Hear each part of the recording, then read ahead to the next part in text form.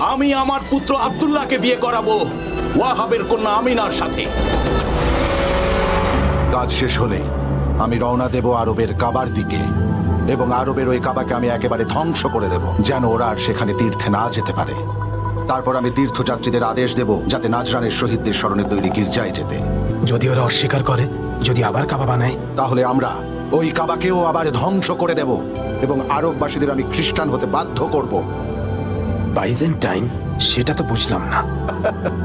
বাইজেন্টাইনের রাজারা চাই যে তাদের আশেপাশের সব, বিশেষ করে মধ্যপ্রদেশের সবাই খ্রিস্টান ধর্ম গ্রহণ করুক, আর এভাবেই হিন্দুস্তান নিরাপদ হয়ে যাবে। যদি একবার এটা হয়ে যায়, তাহলে হিন্দুস্তান আর চায়নাতে সওদা করতে আর কেউ বাধা দিতে পারবে না আমাদেরকে। কিছুই একদম হাতের মুঠোয় চলে আসবে। রাজা এটাই চায়, আমি তার স্বপ্ন আমার হাতেই পূরণ করতে চাই। এটাই এখন আমার জীবনের একমাত্র উদ্দেশ্য। কিন্তু ইথিওপিয়া আর সেখানকার রাজারা কি করবেন? সে আমার কি করবে? ইথিওপিয়ার রাজা আমার কি করতে পারবে বলো? আমি আব্রাহা ইয়েমেনের রাজা ভুলে যাচ্ছ তুমি? আর আমার সাথে রোমানরাও আছে। ওদের আর আমার ধর্ম এক। আগে আমি দালিচ পোর্টে এক রোমান বণিকের কৃতদাস ছিলাম। আমি ওদেরই লোক। রোমান সাম্রাজ্য তো এটাই চায়, আর আমি ওদের রাজা হব, আব্রাহা। অবশ্যই হবে, আপনার স্বপ্ন দ্রুত সত্যি হবে।